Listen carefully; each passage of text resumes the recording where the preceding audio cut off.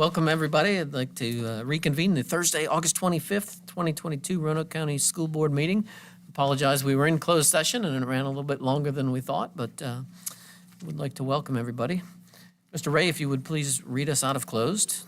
Yes, sir, Mr. Chairman. I move that the Roanoke County School Board come out of closed session for the following: to discuss ongoing personnel matters under investigation pursuant to the personnel exemption at 2.2-3711A1 of the Code of Virginia, and to discuss the investigation of a student matter pursuant to the scholastic record exemption at 2.2-3711A2 of the Code of Virginia, and for consultation with legal counsel and briefings by staff members pertaining to actual and probable litigation, and consultation with legal counsel regarding specific legal matters requiring the provision of legal advice by such counsel pursuant to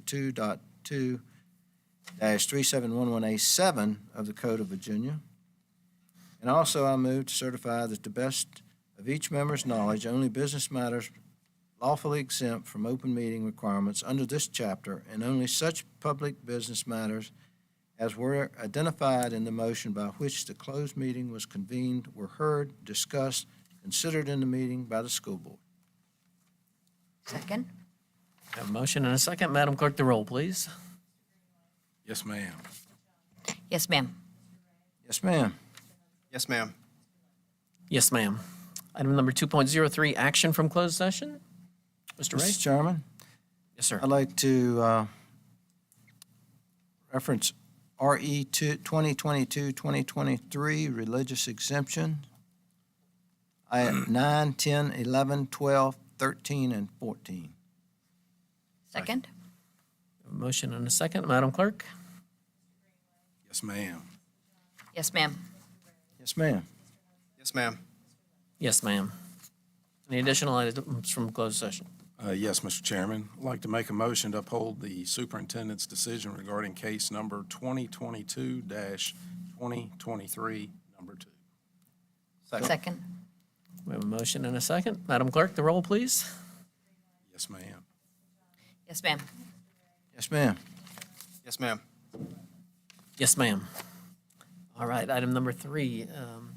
Again, welcome, everybody. We're excited to be here tonight, and school 2 weeks in, everything seems to be going pretty well. So with that, if everyone would please stand for the Pledge of Allegiance.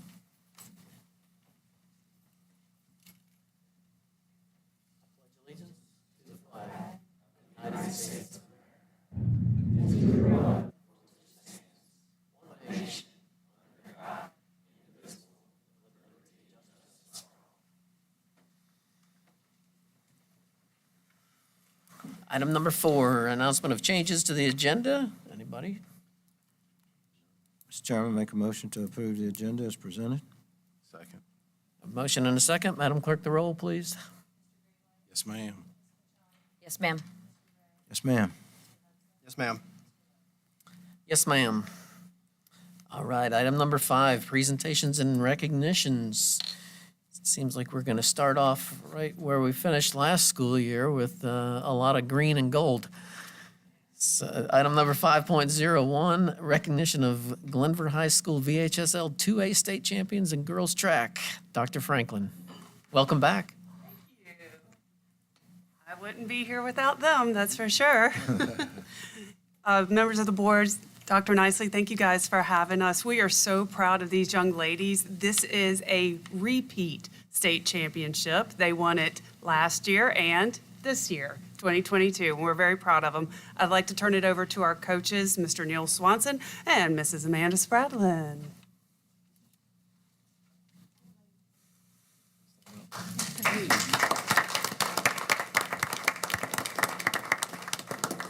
I just want to say a huge thank you for you guys recognizing these fine young ladies. They have really persevered through a hot season last spring.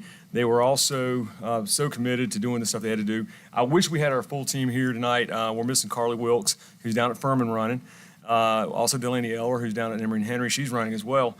And we have 3 girls right now that are currently playing volleyball, and some other ones that just couldn't make it. So these just make up a small portion of some of the dedication, the hard work that, is what is expected now at Glenver as far as, getting there to the state championship and maintaining a high level of, excellency. And I appreciate the fact that these girls are so dedicated to the sport and have a great coach, an assistant coach here with Amanda that, it takes a whole lot of people to work together to have something like this happen. And without Amanda, without these young ladies working so hard, and of course the administration helping us out, it wouldn't happen. I'm so blessed to have these people around me. So I'm going to let Amanda say something here. Thank you guys again for having us tonight. It's an honor to be a part of these girls' journey. These girls work so hard day in and day out, every single practice. They go above and beyond after practice too, texting and asking, what can we do to improve? And I just think it's a true testament to their character as athletes and as students. So I just want to say congratulations, girls.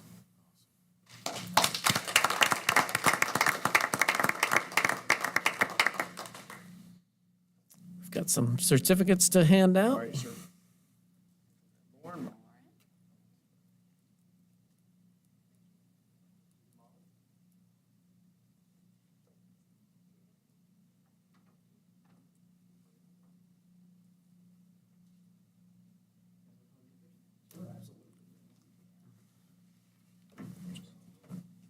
Moms and dads always get first shots. Come on up, anybody wants to get photos.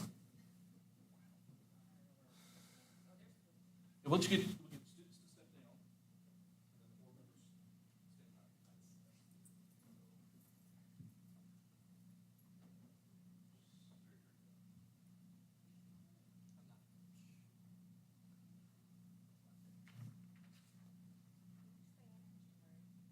Come on over here. Come on.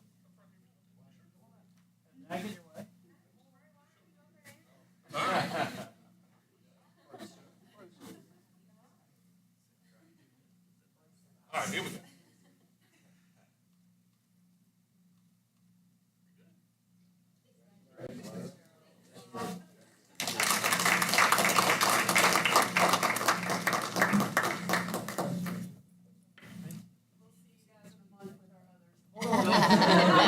Don't go anywhere. Don't go anywhere quite yet. I'm sure Mr. Hudson has something to say.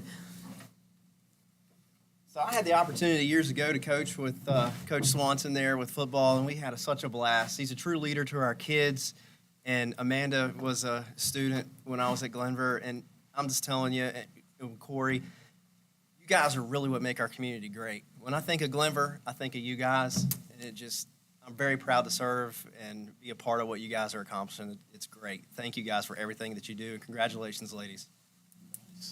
Yeah. Having run cross country and track myself in both high school and college, I know that it starts with the motivation from the coaches, and I'm sure that they did a fantastic job. But the hard work and time that you guys had to put in to win that state championship does not go unnoticed by this board. So congratulations. Congratulations. Thank you. Congratulations. Keep up the good work.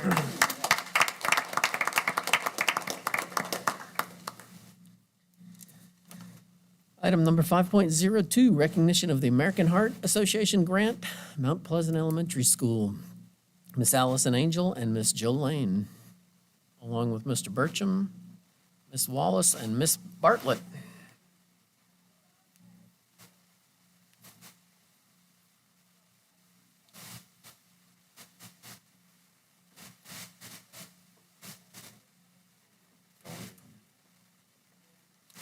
Thank you to the school board and Dr. Nicely for having us. The American Heart Association's been a partner of the Roanoke Valley for over 40 years, and each year several of our schools participate in different programs with the American Heart Association.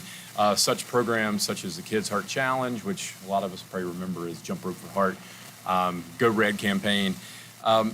They provide us all kinds of resources to our staff and to our students, lesson plans and all kinds of educational initiatives. Just in the past year, they've provided hands-on or hands-only CPR training and stroke awareness training to 262 families of Roanoke County school students. And the past 5 years alone, we have received, as Roanoke County Schools, $26,000 in givebacks from the American Heart Association for various projects and initiatives that we've had.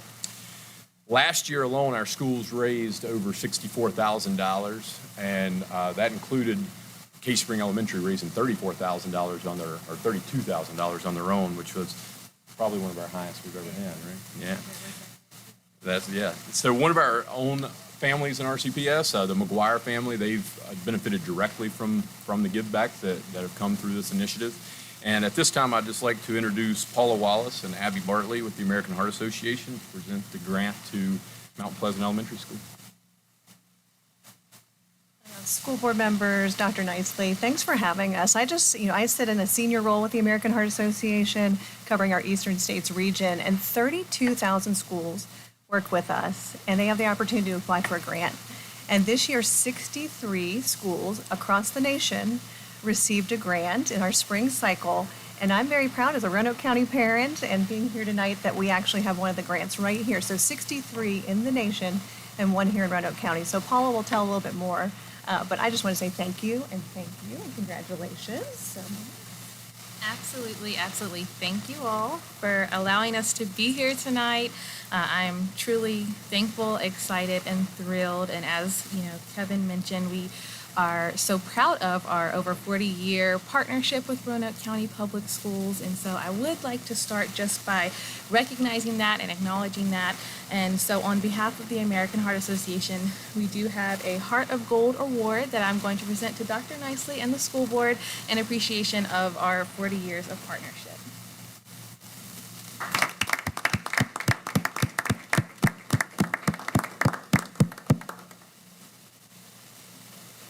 And now for our grant award presentation. So I was truly honored to be able to go to Mount Pleasant earlier in the year and kick off their Kids Heart Challenge. And Allison was so excited, and I was excited to be there. She has great energy and just is truly passionate about her students. And we got to talking in some downtime, and she told me about how proud she is of the school and her students and their families. And she also shared about some of the needs that the school has, and I was happy to share with her that we have this grant opportunity, and I said you should definitely apply and, give her the spiel about the grant opportunity, and I'm so thankful that she did. She shared with me that there was this need for a warrior obstacle course wall for the school that she knows that the kids are gonna love. Look how excited she is. Her passion really shines through. How can you not love her students? So Allison and Principal Lane, on behalf of the American Heart Association, we present to you all your $2,500 grant for your Warrior Wall at Mount Pleasant Elementary. Very cool.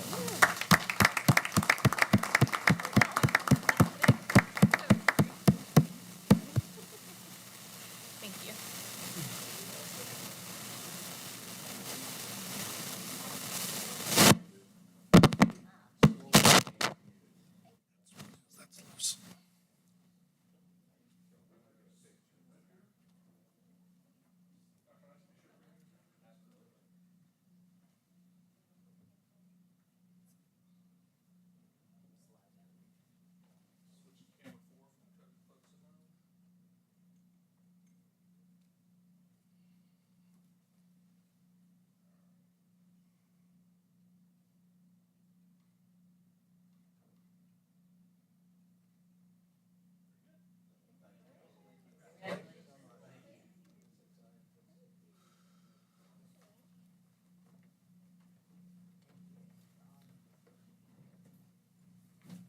See if that's better.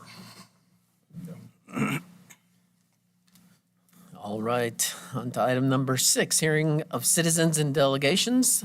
During this portion of the meeting, citizens, including students, parents, employees, and Roanoke County citizens, are invited to address the board on matters of public concern in exercise of their First Amendment rights.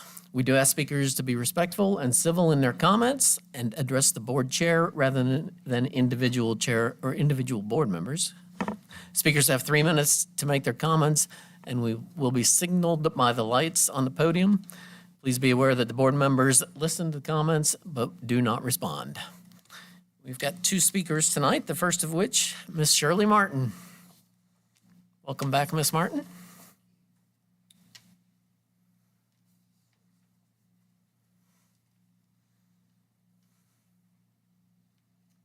Appreciate you all letting me speak again. My name is Shirley Martin.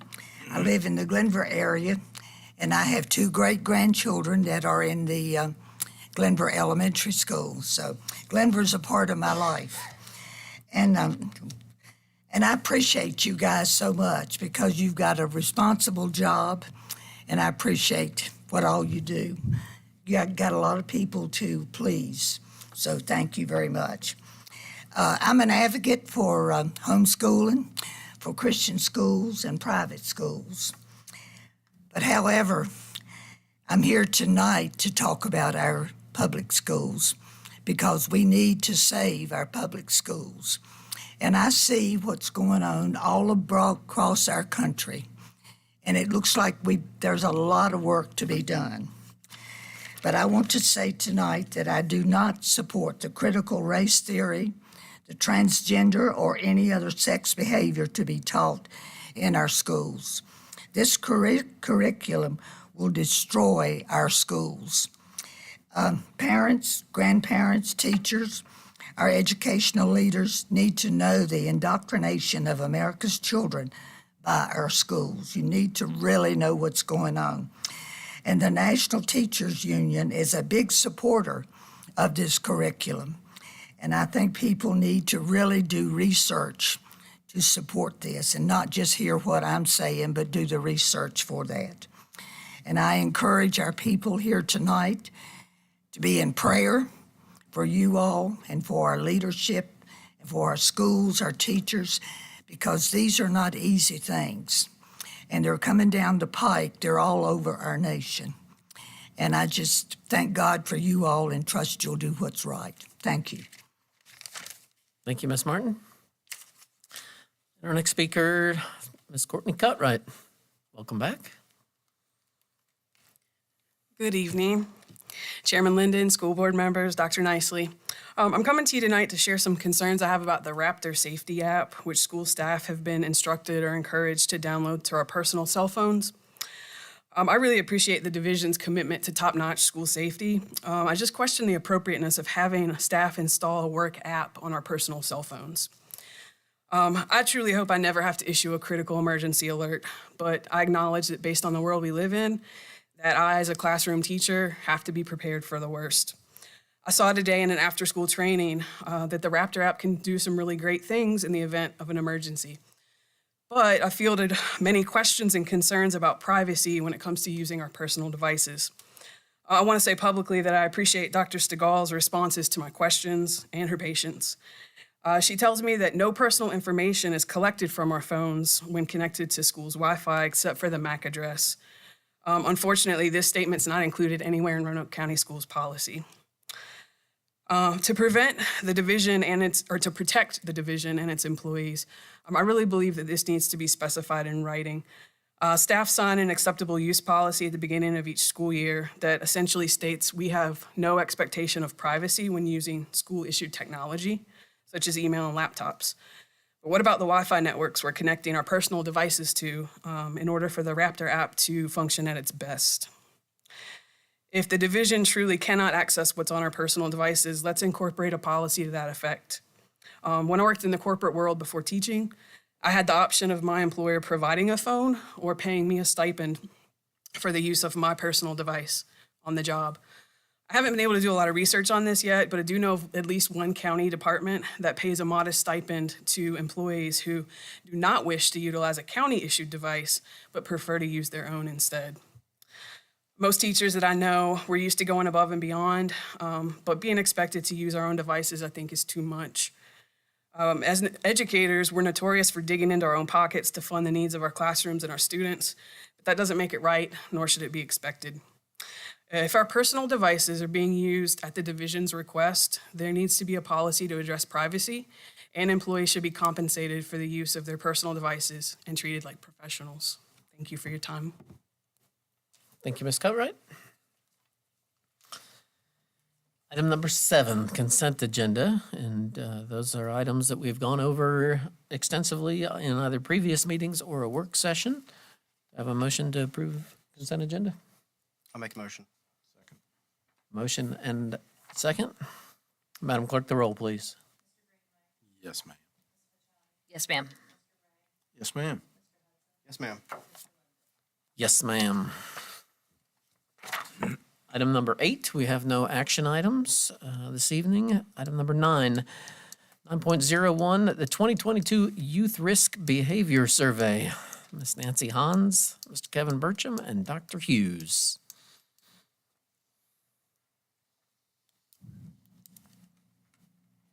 Welcome. Good evening, everyone. Chairman Linden, school board members, Dr. Nicely. I want to first tell you what gratitude the council has because we now have 20 years of data in this school system. I cannot thank you enough. This started way back in 2002. We are now in our second round of children. We were able to impact the first generation of children all the way till 2013. And then through other funding, we've been able to also work with you all. And we're in 2026, we will have impacted 2 generations of families. So thank you, thank you. The role's a little bit different, so we've added questions. But we're going to go through this. I have the first part, and then please ask questions, or I think all of you get this, and we can talk through any questions. So are we? Who's clicking? Am I clicking? Oh, okay. Yeah. Okay, so these are, again, very similar to all the other ones. We probably have added some, especially technology, because that didn't happen the first, basically, 8 to 10 years. But this is what the Youth Risk Behavior Survey measures, all of these different pieces. Sean and I actually just talked a little bit before the meeting, and one thing that is in our world now and just is in this, in Virginia is the word fentanyl. So that's a question that we need to discuss on this off year in 2023 as to what we are going to address about fentanyl. Next slide. So again, we've got 20 years of data. This is a national instrument. We do this partnership with Virginia Tech. They've been with us for 20 years. And we actually have together, collectively, national awards because we survey every 6th through 12th grader. So our N is huge. It's around 6,000 to 6,500. Next slide. These are the core measures. We must ask for state and federal grants, alcohol, tobacco, marijuana, prescription drugs, and these are what the core measures are. We need to ask 30-day use, perception of peer disapproval, perception of harm, perception of parental disapproval. So we'll just give you these trends. This is 2012 to 2022. Again, we go all the way back to 2002, and if anyone needs that, we have that. But you can see that with the alcohol use, the trend is down. There was a bump in 2018, and now it's going back down. And then we ask about 30-day use, peer disapproval, and risk of harm. Now that's 74 down to 69. We want to make sure that kids are seeing that this is something that they know is harmful, and then we really want to get to share with parents this kind of information. We want those numbers going up. So some go down and some we really need to move up. Next slide. Here's the high school. 59% in 2012, we're down to 44%. Again, 30-day use, peer disapproval, drive while drinking, that has steadily gone down. Binge drinking was huge. We did a huge campaign around that starting in 2009, and it was at 1 out of 5 students said that they had binged, and now we're down to under 10%. And then you can see that risk of harm needs to be up there a little bit more. And then parental disapproval, we want parents to understand that it's not one conversation. It is an ongoing conversation that, as far as I'm concerned, because I've got 3 all the way through college and now almost in their 30s, that we have to continue to send these messages. Here's our marijuana use. I will tell you that for the last 2 times I've told you I thought this would go up. I'm very happy to report it's not going up yet. We are working very closely with our Commonwealth Attorney, Brian Holohan, to make sure that we have the most information we can out there for parents to understand what does this mean with the legalization of marijuana here in the state of Virginia. So this is middle school trends, and these are the high school trends. And once again, I think that working together with the school system, what life counselors are doing, what health and PE teachers are doing, this is a very collaborative approach, and this is why we are able to get our grants and also are known nationally for what we do as a community here in Roanoke County. Next slide.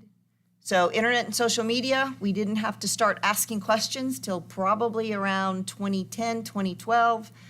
You'll see some of those new questions that we asked starting in 2018. Received smartphone before the age of 14, and yes, it has gone up because I know that we go into the elementary schools and speak to 4th and 5th graders, but there's many kids that are being given a phone at the age of 6 and 7 years old. Again, another conversation to have with parents about how to keep kids safe but not give them a smartphone. Okay, and then this is the high school. You can see that that's 81%. That's because our kids were older and they were delayed a little in being given, but now there's a lot of young kids that are getting them. And then you can see all of the questions that we use for internet and social media. And there are some of those questions that are going in the right direction. I think this is now Sean. So by obtaining this data, we've learned a lot. So certainly we've seen some decreases in marijuana. We've seen decreases with alcohol. We've also seen decreases with prescription drug use.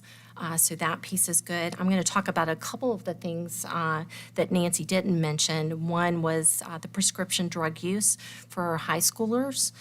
In the past 30 days, we were down to 2.1%. And with our middle schoolers in the past 30 days, down to 0.8%. We also saw a decrease among our high schoolers with bullying behaviors. So with that piece of it, we saw a 5% decrease with our high schoolers. Still something we need to continue to work on with our PBIS efforts, but any noted decreases is good. As expected, though, what we expected to see through the pandemic was the mental health concerns, and receiving this data certainly substantiated that. We're seeing a lot of anxiety, depression, suicidal ideation, self-injurious behaviors, and those are the things that we want to continue to focus on. So I've listed the percentages there. For example, students feeling sad or hopeless almost every day for 2 weeks. That's looking for depression. 36% of our middle schoolers identified this, and 45% of our high schoolers. So for us, it was an increase in 5% for our high schoolers in comparison to the last data obtained, and an increase in 8% for our middle schoolers. Mr. Ray? Thank you, Mr. Chairman.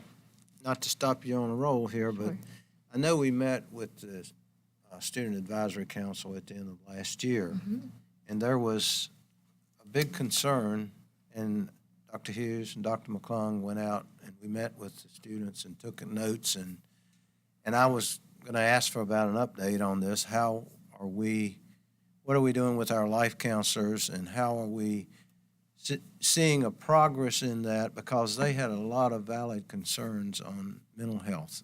Yes, and I'd like to speak to that at the very end, a little bit about what we're planning to do from a variety of perspectives with the parent piece, with our life counselors and our school counselors as well. Thank you. That's okay. Thank you. Okay. Excuse, just along those lines, Sure. do you have the data just like we did on the past slide where it shows those percentages? Yes. Okay, you do. So the second part there was to determine anxiety. That was a new question that we asked this year, but we felt like, again, because of the pandemic and the mental health concerns, it was important to gauge where our students are. So 39% of our middle schoolers and 49% of our high schoolers said that they felt anxious almost every day for 2 weeks, impacting, their daily life activities. As far as suicide, even 1% is too much, but our students said 19% in middle school said they seriously considered suicide in the past 12 months. 26% of our high schoolers said that, and it was an increase of 7% for our high schoolers, remained the same for our middle schoolers. Self-injurious behaviors, which can be anything from cutting, pinching, or burning, 37% of our middle schoolers reported this, and 35% of our high schoolers. We did ask a couple of new questions because we wanted to gauge resources and whether or not our students were utilizing the resources that are available. And so I thought that this was important information. It does look like the bulk of our students are aware of what the resources are. 85% of our high schoolers and 78% of our middle schoolers. However, we still need them to utilize those. And so that reflects in the percentages below, 34% of our middle schoolers and 38% of our high schoolers. So we still feel like there's continued work to do in this area. We know that certainly stigma is still an issue, and continuing to talk about mental health concerns and just keeping the lines of communication open, helping people to understand that, mental health is your physical health. And we support academics, but we also support mental health of our students.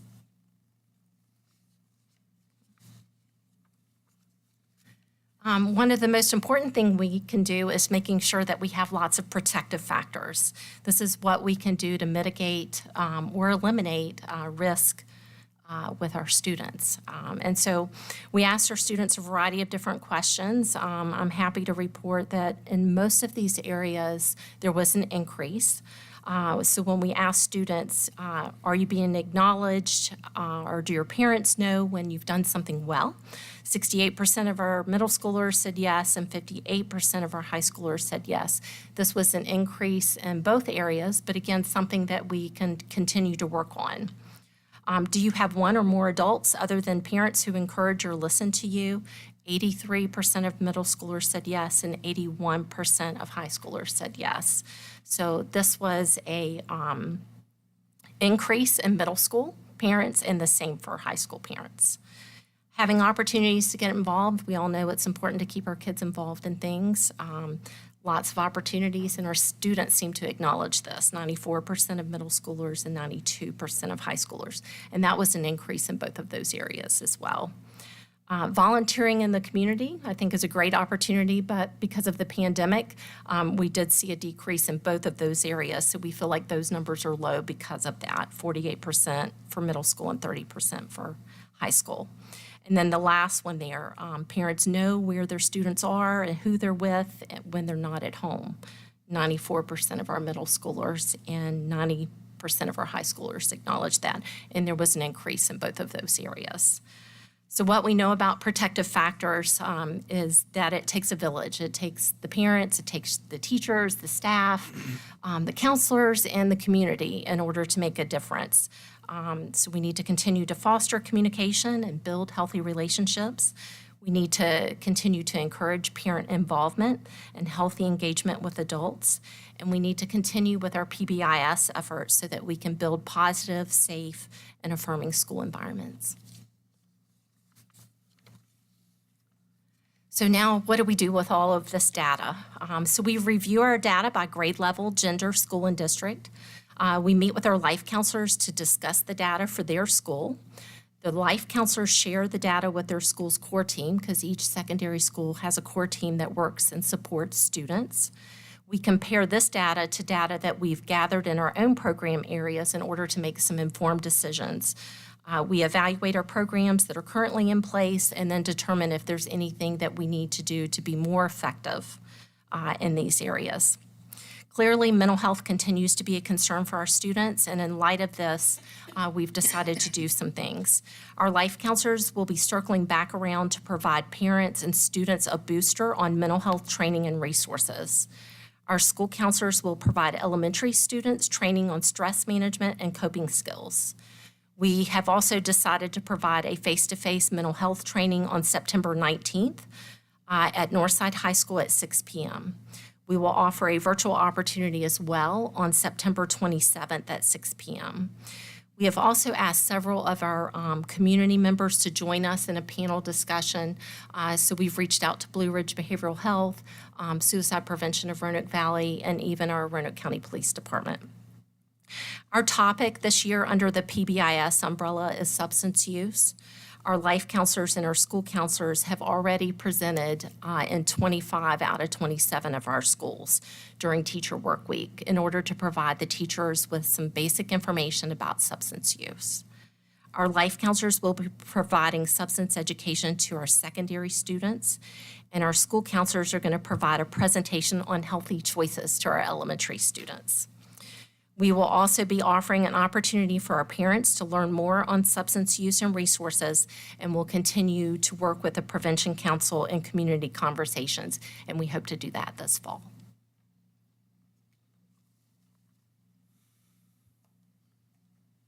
Okay, so what Dr. Hughes shared with you there is kind of the immediate, what are we doing now based on the data that we've seen and you know, any changes we need to make to programming. What's up here now is more of a snapshot of what's happened over the last 20 years, kind of what Nancy was talking about at the beginning. You know, this is a 20-year initiative at this point that we've been a part of. So, you know, I won't read them all to you, but since we started this in 2002, these are a lot of the things that we've done in our community to use this data to our benefit.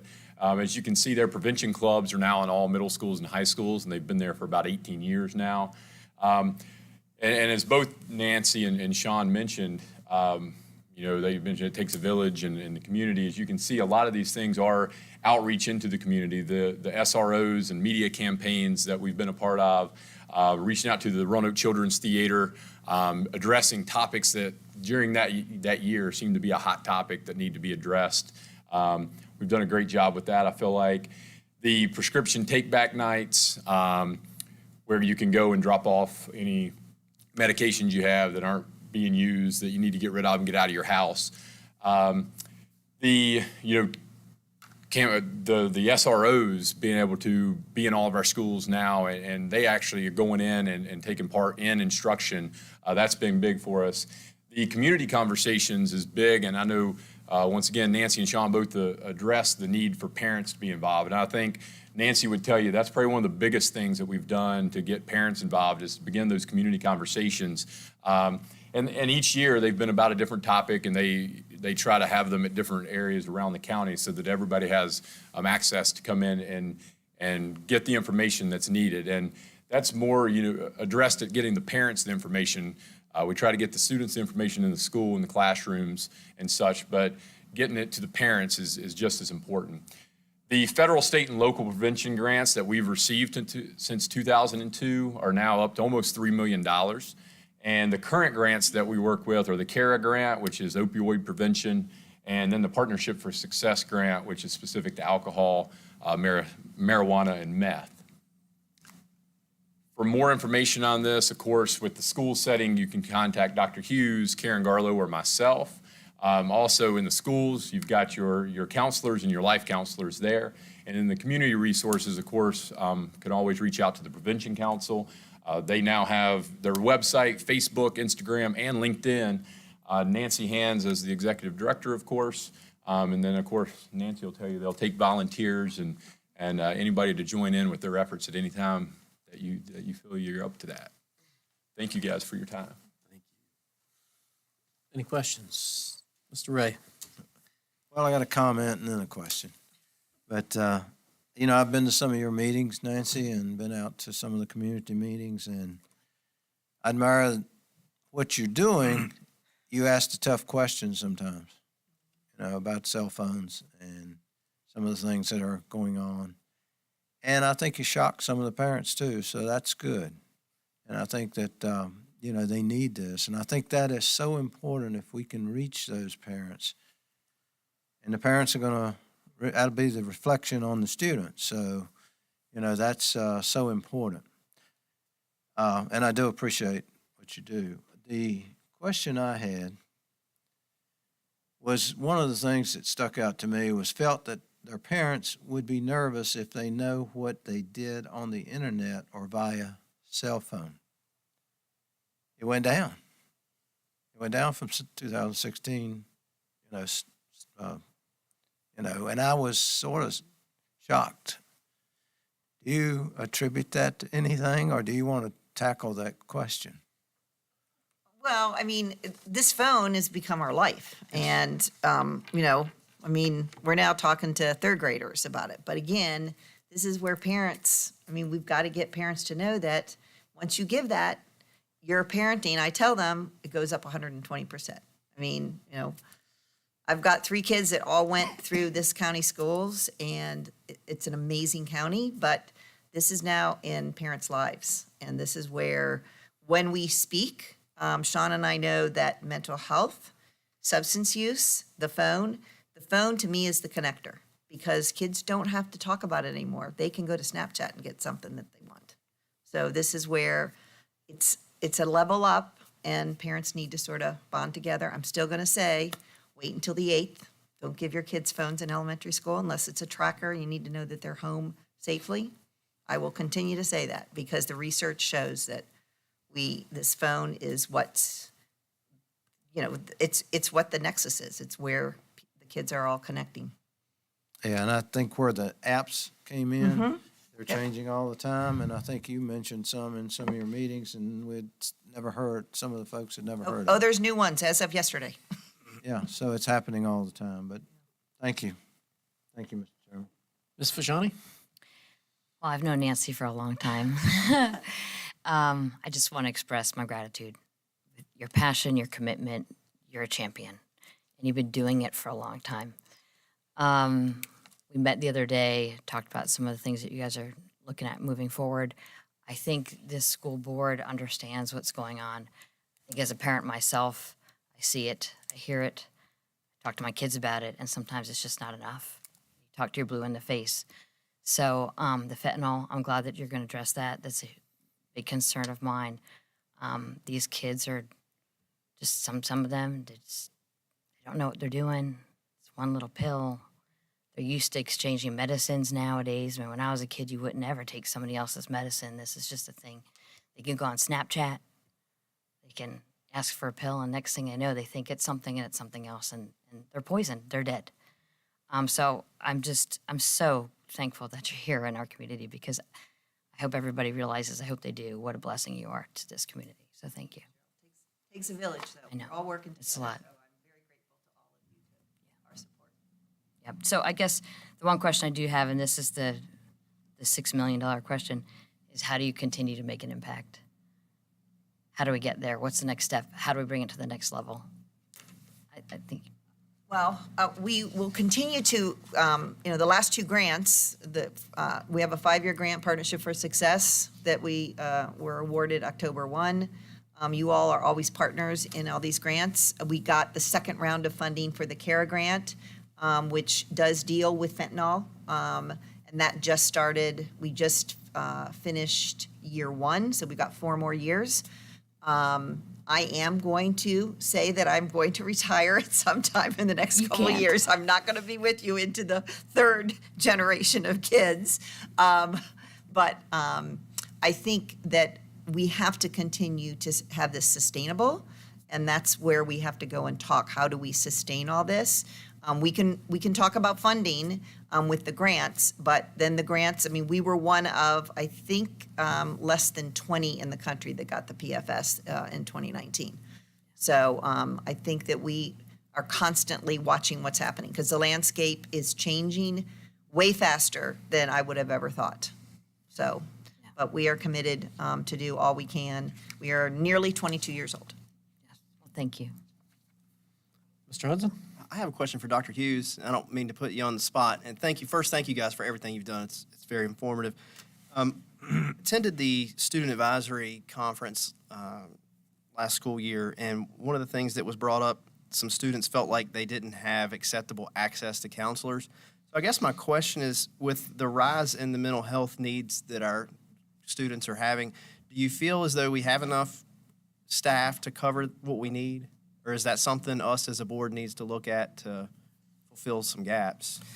Sure. So I do think we've looked at the numbers several times, and I know we look at them on a regular basis, and some of the numbers have gone up. And so I know we need to meet a certain SOQ in order to cover that. As a mental health professional, I'm always going to say that I'm not sure how we can always meet the needs of all of the kids that are struggling. Like it is, it's a significant concern for our kids. One thing that would be helpful, though, is we've sent out some information to just kind of share what the VDOE states that our school counselors should be doing, which is 80% individual and group counseling and counseling-related activities. School counselors are team players. And, you know, our life counselors are team players, and we always want to be helpful in any way. But right now, it's really, really important that our school counselors be available for children. And so that often means maybe not helping out with something that you would typically help out with, but being available to do an individual session with a child. Right. I just feel like that if it is something that we need to look into, if we need to get more staff on board or even contract something to meet the immediate needs, I mean, we can have further conversation about this later. Sure, obviously. absolutely. Thank you. Okay. Mr. Greenway? Yes, thank you, Mr. Chairman. So that was a good question because we've been having some of those discussions about our schools, and especially, Cundiff and some of the larger schools, and making sure that we have those numbers to facilitate the kids that, need the help the most. Correct me if I'm wrong, Ms. Hans, but we only started charting the mental health part of that the last 3 years. Am I right? As far as I'm almost positive we go all the way back to 2002. we do go back? Yeah, I mean, we So definitely that go would back be- more than so 2 or that would 3. be helpful to go back 5 Yeah. or 7 years, but there was something we just started with COVID that I can't remember exactly. But Well, I know as, So the Right. anxiety Right. question was a new Maybe question that was because it. of COVID. Okay. Because if you remember, I think you had asked me to come and present during the time of the pandemic. Yes. And we were seeing a lot of mental health concerns at There's- that time. So when we met as a team, anxiety was a big issue. So we wanted to get a gauge on Absolutely. what does that look like? And then, of course, with putting some things in place, can we see some improvement? Well, there's so many of these questions but I think it would be awesome if you could get that to us in a format that goes back like 5 or 7 years, just to see, a trend, and hopefully it's, not what we expect or that it's ticked up, but I'm assuming it probably has. So if we could get that would be wonderful. Would love the information on the north side. I think you said you are going to have the community meeting at the north side. How much trouble would it be to do the other 4 schools? We, go into the community, you get a lot more support. You go into one of our schools and being in that donut, a lot of times, whether, families are trying to bustle and get home, or maybe the kids have a game, or something's going on, to go across town, it makes it a little tougher. I do get Northside being a little more centrally located, but when we did those meetings a few years ago with the opioids and some of that, that was, and I still hear about that, some of the most effective meetings, community meetings, I believe we've had since I've been on this board. And I think some of these topics that would be brought up in local communities, and there's obviously parents that are involved that want to participate and hear this info, I think they would be shocked or, more awareness brought to the topics and the situation. And I'd love if we do it at all the high schools or middle school, whichever works out. So it's Laura Stack that the council, through the grant, has been able to bring here October 19th and 20th. Here's the thing. She gets 2 days because it did cost 2 nights, and then we've got 2 days. Is that a cost you pay? Yes, the grant paid for that, yes. Now, she's amazing. Cheryl's read the book. And Sean and I are brainstorming all kinds of ways. She can also do things virtually, and we can also say, how do we possibly bring her back in the spring? So, Can I add yes. to that? In my experience, it's hard sometimes to get our students, you can get our families there, make your parents there, but for a student sometimes to sit there with their parent during some of these community meetings, it's an awkward moment. And my kids would tell me, Mom, don't talk, Yeah, don't no, talk, don't and talk. I'm with you on So that. it would be nice, it would be wonderful, Tim, if we could actually bring that speaker into every single school and have the students be a part of an assembly and listen to Laura Stacks. It's a compelling story. You should, I'll share Well, the book. But But I want the parents too. Exactly. We want the parents too. My audience No, is the we want all of the above. So, if we, and again, I don't know the protocol, but if we could do it in 6:30, 7, or 6 o'clock, 6, 7, whatever. But we only have her for 2 nights. Yeah, that's 2 the days. only thing. And I don't know the cost, I don't know any of those issues, but I just wonder if. We can brainstorm all kinds of different things, and we can bring her back, and, because it's literally about, mental health, the dabbing, which is marijuana, and she buried her son in 2019 at 19 years old. Yeah, so Straight A student. it's just horrible. And that's, today's drug use it knows no demographic. We've learned Exactly. that through the last opioid, so it's all factions, and we all need to hear it. Anyway, just a thought there. Last thing I'd like to say, and we talked about this, and I don't know, maybe Dr. Nicely's already gotten with you or you've talked about it, the social media blackout. I want you to give me a reason not to look at my phone, and I want the kids to have a reason to take a couple days off. I think that could be a very impactful, a very wonderful tool, a program, whatever. And again, I don't know if we've talked about that. I may be preempting the talk. Yeah. Working on it. But I would love for that to happen. And I want to go back to everybody goes home at 11 o'clock after the news, and nobody sees anything until 6 a.m. Wouldn't that be nice? So Yeah. I That's sent a out dream. an email to our group about National Unplugged Day. I don't know if anybody looked at that yet, but I think that would be something we could, it was Ken's suggestion actually that we ask our Student Advisory Council if they wanted to champion that and look at that so we could have buy-in from all our students. But many will fail. And I think that's the point, is to see that it's addicting and it's tough. And that would be awesome. So thank y'all for everything, but yeah, if we can do those things, we need to reach the masses, right? So, thank y'all. Mr. Chairman, Mr. Ray, yes, sir. one other comment, and I agree with Mr. Greenway on the fact of, they were very impactful meetings, the opioid meetings. They really opened kids' eyes, parents' eyes to how dangerous it is, and people actually coming in that experienced that, showing those kids on the screen that have deceased over opioid, and it was really impactful.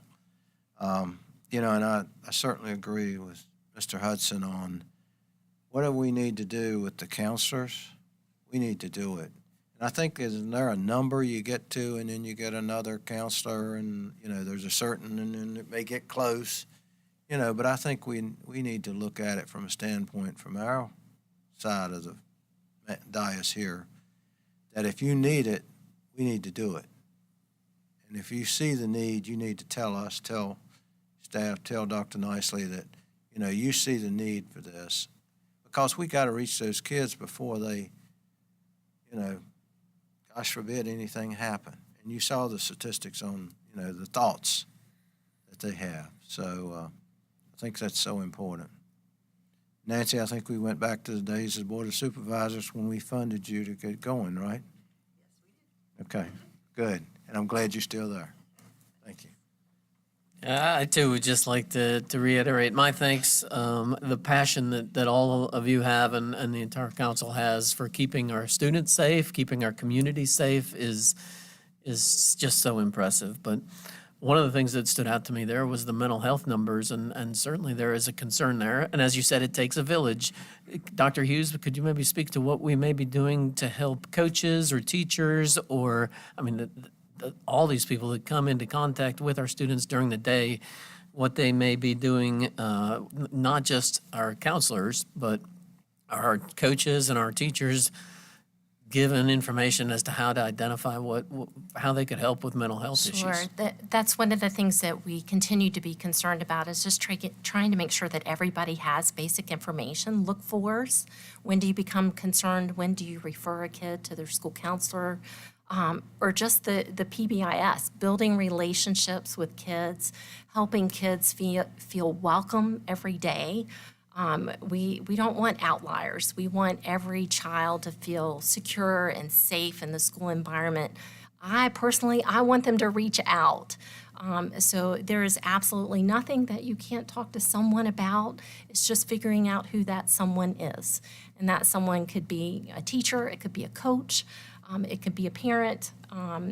But so we did put some additional information on Laserfish, which is what we use to share information across the board for all teachers and staff at the beginning of the year.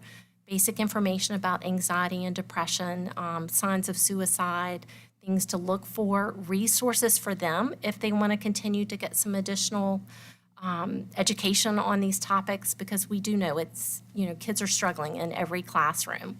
And they need a little extra love and support, and some of them need some direction and some help with resources, and we need to be able to wrap around them, to provide them those access to resources.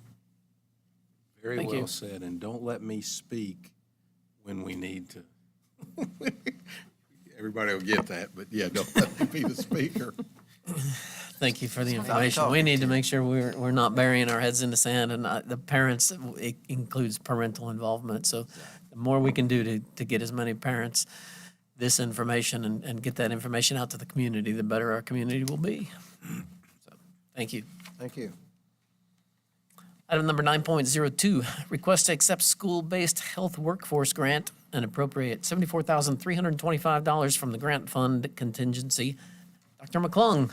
I love it when we talk about money we receive. So good evening, Mr. Chairman and members of the board and Dr. Nicely. Roanoke County Schools has been awarded $74,325 this year through a grant that was funded through the Department of Education in conjunction with the Virginia Department of Health. It is only for 1 year, starting July 1st up and through June 2023. And we're using that to hire a lead nurse to work under Charlene Vale, our coordinator of school health services. This is really critical because we've got to have good recruitment and retention of our nursing candidates. We're doing a lot of cross-training because what we found out, especially during COVID, one person cannot do it all. This person will also assist, of course, with COVID-related issues that we are still facing, state reporting, providing lots of staff training, and also doing new nurse orientation. When COVID hit, we weren't able to get as much training out to our nurses because we were all hands on deck. So this is going to give us a time to go back and implement a lot more training. And of course, we still have a need for sub-nurses. And so if there is a gap, this also affords us somebody we can send out if we have a nurse that's absent in a school. So we recommend the approval of the federal funds from the grant fund contingency. Very good. Thank you. Any questions? Mr. Ray? Not I've that always easy. got a question, don't I? You can't get away. Now, this will be recurring monies if we continue to do this, correct? Only if we fund from the inside. And I will say that Charlene and I will be submitting a budget request because we have a need for continuing substitute nurses in our schools. Right now, with staffing shortages, we have multiple students who come to school with a full-time nurse, and the agencies are not able to find nurses right now. So we have nurses that don't show up with students, and when that happens, some of their issues are life-threatening. So the school nurse then pulls out from the clinic and supports the child when needed, which is, if you have a full-time nurse, it's quite often. So we are going to submit a formal budget proposal, and we'll see if we can continue on with this. And the second question, do we need to, Mr. Chairman, approve this tonight? Do we need to waive this and start? Are you okay with? You can wait. The state had a glitch in actually providing the funds, so we're still waiting for the funds, so there's no Okay. hurry. Okay.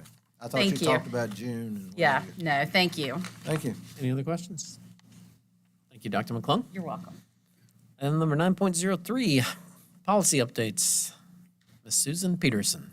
Welcome. Good afternoon, Mr. Chairman, members of the board. Tonight, I'm bringing to you several financial policies that we were unable to get into the last batch that Dr. Stegall brought to you. So we just want to get those in. They really can't wait until February when the VSBA typically sends us fresh batches to look at, and so I wanted to go ahead and bring them to you. The first is student fines and fees. These, if you recall, back March 24th of this year, you did approve the student fees during the budgeting process. So this is simply getting it actually in the policy itself. The second one is changing school reserves. This is just adding clarifying language and making the approval path what is currently operating. The third is taking away the scholastic and dental insurance policy, which is old, antiquated, and we don't provide dental insurance anyway. So I'm not even sure why it was even a policy. And so we are just cleaning that up. And then we're changing the food services policy for two specific paragraphs. The first is that we do not deny any child participation in an extracurricular activity if they have meal debt. We don't do that. We're just making it part of policy because that is legally what we're required to do. The second is we do receive donations for meal debt for students who have not paid or are not up current with their debt. And when we do this, we just wanted to put in policy that when we receive those donations, these are usually from churches, that they will go towards the meal debt and we will not use them for anything else. So just some clarifying languages in there. We're already in practice. And then the final one are changes to our investment policy statement. We do have an investment committee for our CPS 403B investment voluntary plan that any employee may participate in. We meet twice a year. We have an investment consultant who helps guide us through making sure our investments are appropriate and beneficial for our employees who participate. And they also help us look at the summary plan document and investment policy. So this is looking at the investment policy and getting some clarifying language in there. So these are just some current policies we wanted to go ahead and get in front of you. So I can answer any questions. I talked really fast that time. Any questions? Thank you, Ms. Peterson. Thank you.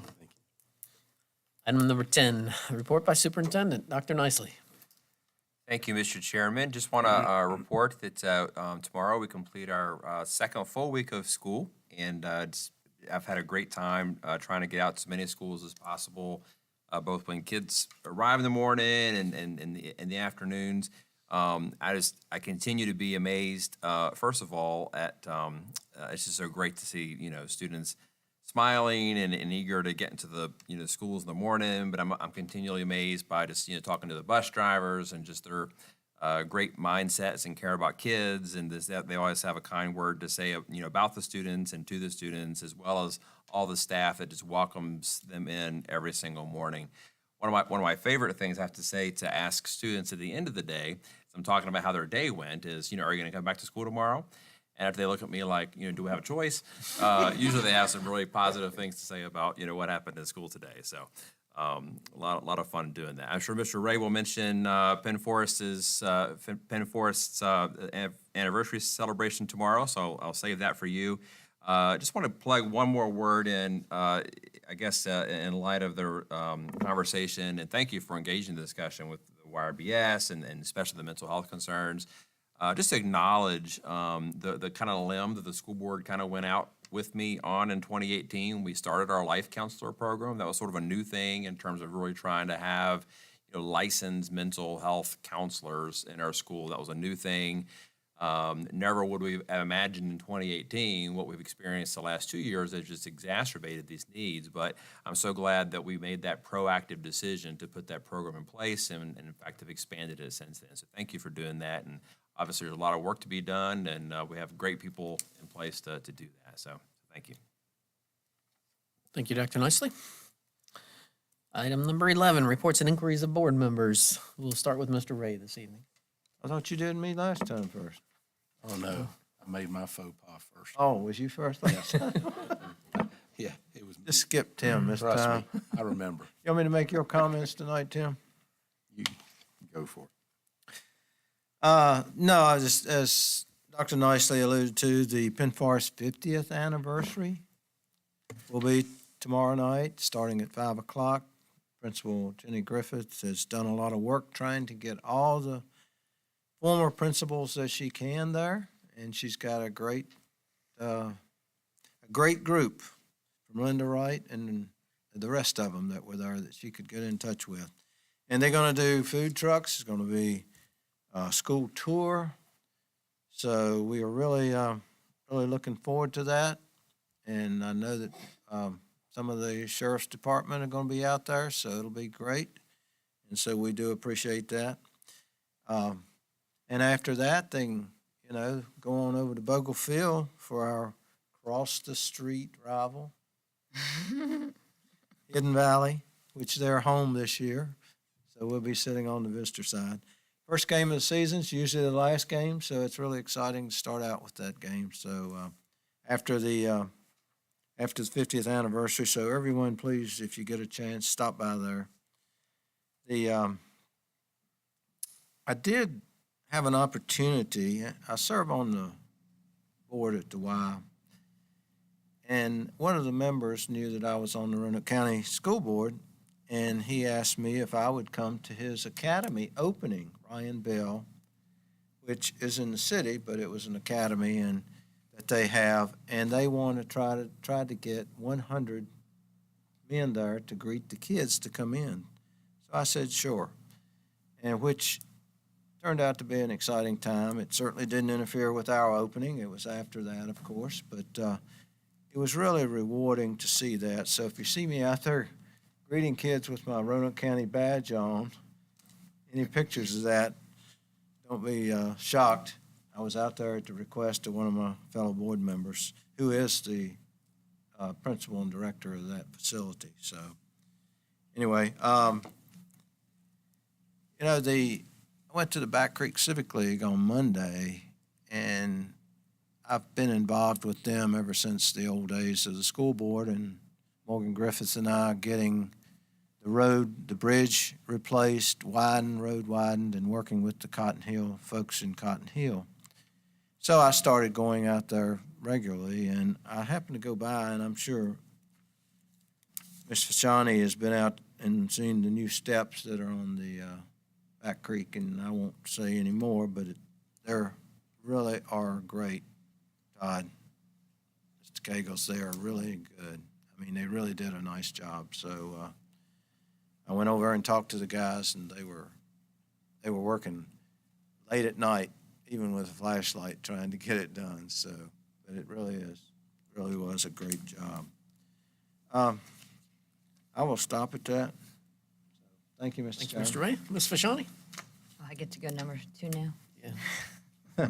Is your Tim? You want to jump in? I'm almost afraid to speak. I know, me too. Well, I just want to start by saying that the SOL scores came out. Roanoke County did an excellent job. I'm proud of the direction that we're headed. We've made significant gains, and we should thank all of our teachers and our students and our parents, of course, for working so hard to fill in those gaps. I think we're in a really good position. I do believe that we can continue to do better, and that despite these gains, we can still continue to look ahead. And it's no excuse really for not doing better. But I am extremely proud of where we were, where we are now, and of course where we're headed. Visited a bunch of my schools. I survived one school without incident. It's a backstory. A ladder falling on Yeah, you? just the mic. We got to worry about the press. They could have said anyway. No, and all joking aside, everything's going great at BCAT. It was really fun to see all the kids in the welding bays and getting excited. And I love that section of that BCAT. I want to get in there one day and put on one of those helmets. But I have my safety goggles on, and it was quite fun. I was able to go visit Back Creek and Hidden Valley, and I've continued to make the rounds to check in with my principals in my schools. And I just want to give a shout out to Todd because he's had to deal with some issues over at Hidden Valley High School, and I've had to text him multiple times. And you continue to be a great communicator. You continue to be responsive. And for example, Mike, at Hidden Valley High School at the game on Friday night, the flagpole, you couldn't see the flag. And Yeah, because the crepe myrtles have grown up. So we're all doing the, singing the national anthem, and there's no flag. So we're getting on that, and Todd's on top. Todd's on it, and He I is. expect that we'll be able to have We will a flag on the other flagpole. see a flag. Yeah, tomorrow. So I appreciate you I'm sure there's Cheryl calling me again. So you've been responsive and very helpful. So thank you. Regarding the Prevention Council, again, I can't thank Nancy and her team enough. They're right. It is a collaborative approach. We do have issues here in Roanoke County. There's issues all over the state, all over the country. There's a lot of stigma. We need to break through that stigma. And we need to continue to ask ourselves the question, how can we be more effective, and how can we make an impact, and how can we protect our children? And I think they have a great plan in place. And I'm excited to hear about what could happen with this woman, Laura Stack, who I did read her book, to come out to Roanoke County and talk to our students and talk to our parents in a community event. Because you're right, they were absolutely impactful. This story is even more impactful, what this woman has to say. And I think it will be an incredible event for our community. So thank you to them. And that National Unplugged Day, I'd really like to see it happen. That's in March.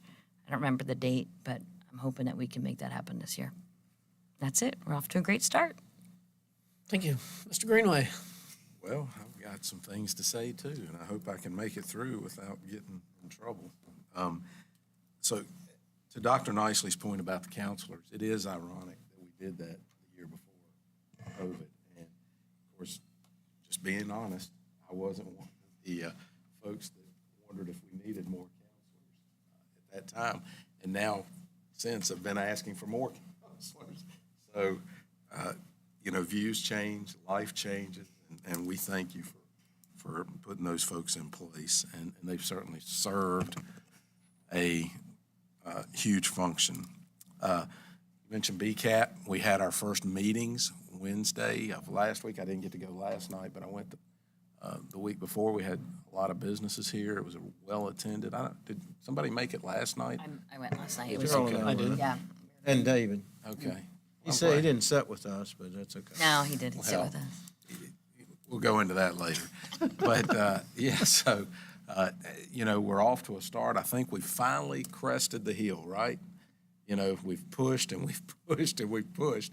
We're on top of that hill, and we need to start that momentum heading down to get this thing done. So, it's kind of exciting that we're talking with businesses and starting that journey. So I think that's going to be a wonderful victory for Roanoke County on many avenues.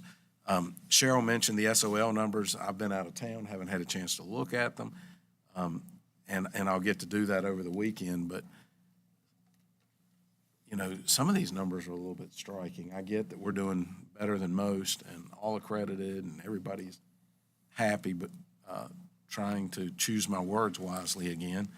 There are some numbers that are troubling, and I'm sure Ben and his group are starting to look into those and start identifying how we can best help the kids that need a little help. And am I wrong to think, for some reason, I haven't reviewed this very thoroughly, but geometry seems to be a big downward trend. Is there something there that I'm missing? I would definitely reach out to Ben? Okay. discuss those individually because there's lots of factors and he's very well. Yeah, so we'll do that, and but really good numbers. It's a lot of data to cipher through, and we'll do that. One issue that I think we've skirted around and we've talked about, and I know, and I'm going to bring it up, we've got some numbers of students that are in different areas, different pods of the county that, and I know this is taboo, and I'll probably get dinged on this too, but we've got some classrooms vacant, and so I'm not going to mention the schools, but we've got some classrooms vacant in some schools, and we've got some classes that are overcrowded in some schools, right? Not that our numbers per teacher or, the ratios aren't necessarily overly concerning, but we could maybe better utilize some of our facilities and maybe even take a look at, are there ways we can shift some of those numbers to make better use of our facilities? And I would like, through the numbers that we've been given from Angela for the first 10 or 12 days, whatever it is, to take a look at that and see if there's some ways we can, we've talked about it around the peripheral. I'd like to see if we can maybe better utilize. I know in my district, we've got ways I think we can do a little bit better. So, but I think we all can in each district take a look at that. See if there's a way to carve out a neighborhood to make, better utilization of our facilities. Last, I want to go to Courtney's. I don't know that I understand how we can fix that or make it better, but I understand, and I appreciate that, because I think in a world where we're too easily accessible for personal data, personal info, that I sympathize with that. So, again, I'd like to have that discussion. Maybe we can talk about that or something, but I do get, from that standpoint, it's another, the necessity of safety obviously is a huge, we got to do whatever it takes for the kids, but to get into the, personal information, I get that too. So I don't know, maybe there's not a way to work that out, but if there's ideas that you have or ideas that we can come up with that make that a better utilization, because we should never jeopardize any of our personal info or for our staff or teachers. And so I respect what you ask right there. And then last, I don't know if y'all heard this, a couple folks caught me making a poor choice of words, but I want to thank a few people. I don't want to go back over that. I want to, RCA, for one, never messaged me. I think they know what I meant and they know my heart. The Vinton night, the Vinton community, nobody, other than giving me a hard time now, nobody mentioned it. Nobody said a word about it. I just want you to realize what a couple people can do to make noise. It's not always the majority we hear from, and I'm not knocking that I misspoke and it was whatever, but we've got to stop that gotcha stuff. And look, used to be actions speak louder than words. I think we're losing that, and we got to go back to that. I had, I think, and Cheryl, I'll say this, Cheryl was one of the first people to my defense right out of the gate, and I appreciate that. And RCEA never said a word. I appreciate that. I think we know through the conversations we've had what I meant, where I was at and where my heart was at. But probably the best compliment I've had since I've been on this board was from a few, and I'm just going to say it, a few Democratic friends that know me from Vinton, that know me. They don't hear something and make it conjecture or whatever. They know me. And so they messaged me and they called me and said, look, we know better than that. We're not even jumping on that bandwagon. It sailed. And some of the folks that took, this is how divisive we've got in this world. A few of the folks that took up for me in social media forums, because people would forward me this and tell me this, they got attacked for even the notion that we could talk and we can make a mistake and we could move on and move past it. And so I really appreciate those folks. All that I just mentioned, I won't go back through that, but that meant a lot to me, that there was an opportunity to jump on the bandwagon and ride it home, because maybe we don't think the same on all issues, but it really meant a lot to me, and I appreciate it. Thank you, Mr. Chairman. Thank you, Mr. Greenway. Mr. Hudson. Thank you, Mr. Chairman. First, I'd like to just start out by saying thank you to some of our staff. Dr. Nicely, the SOL scores were great, and I think that SOL scores are very important, but it doesn't paint an entire picture of everything that you guys do and how successful you are at it. The great climate that you have provided from the top down to our staff, I think directly reflects into those scores, and that's something that not everybody sees. I try to spend ample amount of time in our schools to get the pulse of what's going on, and the majority of our staff are happy. They're smiling. They're happy to be back to work. Our children are smiling and happy, and I just appreciate everything that you do to keep our staff upbeat and positive about what they're doing. And I'd like to thank everybody here tonight. Mr. Williams back there for presenting that the other week. Thank you for all your hard work in that. It was, I believe, 16 points in math and 9 points in reading above the state average. That's awesome. Obviously, we want to continue to grow. We never want to be satisfied with where we're at, but that was very nice to hear, and it kind of gives us a picture that we're doing some good things here. I feel like we've done a lot of good things over the last 7-8 months of this year, and we've accomplished a lot. And like Mr. Greenway said, a lot of times the positive things, they don't get reported. But we've definitely accomplished a lot of things for our children, and that's what matters most. And it's a pleasure to serve with you guys. And just appreciate everybody being here tonight and supporting us as well. Thank you, Dr. Hughes, for all that information earlier. And I definitely want to have that conversation later about what we can do to improve our mental health services, because that is something that touches my heart, because in my career, I see a lot of that and what the damage can be done to families and things. And not every child has a stable home, and we just want to make sure that we're providing for every child. Thank you. Mr. Chairman. Thank you, Mr. Hudson. I just want to give my apologies to Mr. Williams. I didn't know you were here. I'm talking to you asking questions or saying things like, I didn't know you were here. I apologize. One more thing. Hold on. Mr. Kegels, I'm going to echo Ms. Fashani's comments earlier. You have totally rocked your position. Thank you so much for everything you've done. Thank you for sending me that picture earlier. I didn't get it until I got here. I really appreciate you staying on top of it and letting me know what's going on and getting things taken care of. Appreciate you. Thank you. As Mr. Greenway mentioned earlier, there are business CTE or area business meetings we've had the last 2 Wednesdays, I think have been a huge success. I was able to attend both of those, and I just wanted to thank Jason Sir and Christian Kish and Mike Altizer for their presentations. Very professional.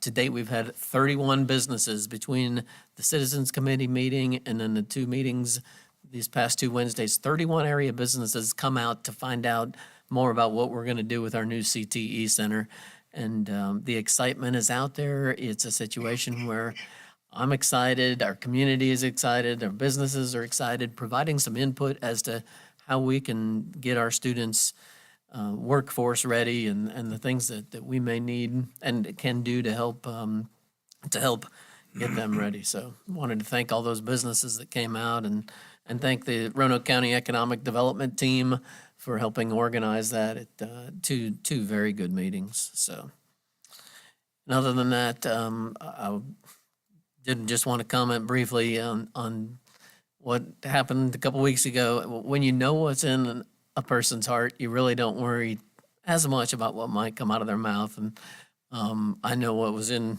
both of my fellow board members' hearts, and when they were saying when they said what they did, and it just unnecessary for the attacks, I think, that came. And you guys, we know what's in there, and we know what you're doing for the community and everything else. So thank you very much.